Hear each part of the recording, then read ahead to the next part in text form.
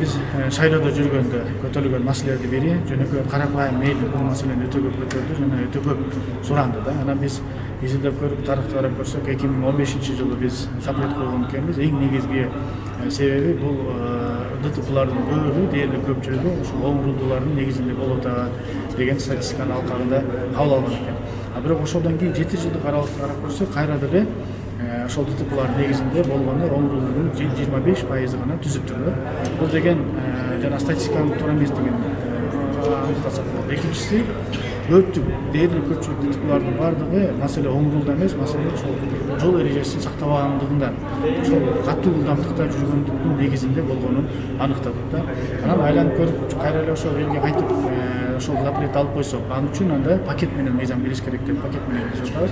Биринчи мыйзамыбыз ошол жана жол кырсыктарын кайтып азайтабыз. Бул деген аналитиканы карап көрсөк, Грузияны карап көрдүк, ошол Грузияда дагы атайын мыйзам безопасный город келгенден кийин биринчи таптакыр токтоп калыптыр эле, бирок кайра көбөйүп кетти да. Анан изилдеп көрсөк, биздикиндей эле ситуация болуптур.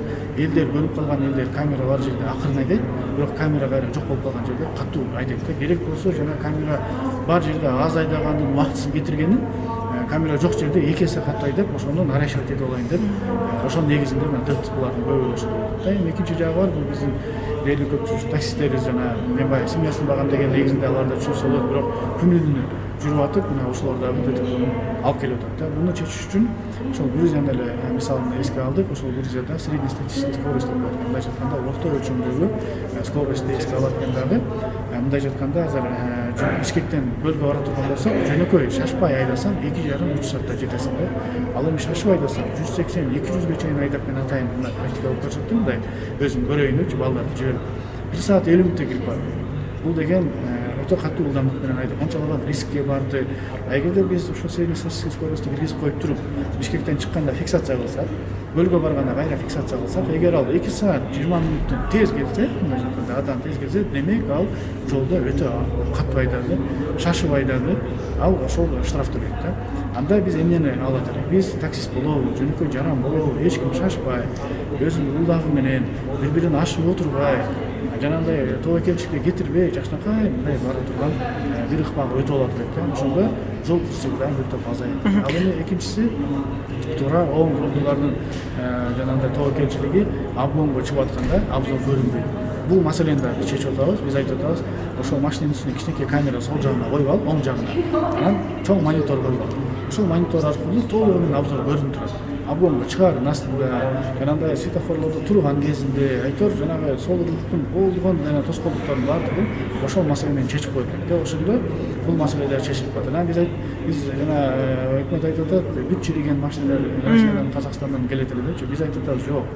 Япониядан келсин. Анан жылындагы өтө эски эмес, 10 жылдын арырагын карап атабыз. Азыр толук мындай жакын караларда коебуз. Ал менен эмне чечилет? Азыркы учурда мына базарда жөнөкөй фит машинасы 5000 доллар атат. 2003 жылы. Ошону тегереген. Япониядан алып келе турган болсо, жана таможнянын растаможканы эске алганы менен анын 2013-жылдан алып келет. Мындай айтканда 10 жыл сапаттуу, качественный, ал Япониядагы машиналар өтө сапаттуу, километражы аз болот. Анан эски чириген машиналарды кайра Россиядан ташып, жигулдерди ташып, алар экологияга аябай зыянын келтирип, алар өздөрүнүн авария учуруна асты чиригени үчүн бир топ дагы тескери өлүмдөргө алып келип атат. Мына ошолорду эске алып калсак, анда жакшы эле сунуш болгудай болуп турат да. Мен ойлойм, азыр коомдугу да бүтсүн, туура айтасыз, колдогондар да бар экен, колдогондар бар экен.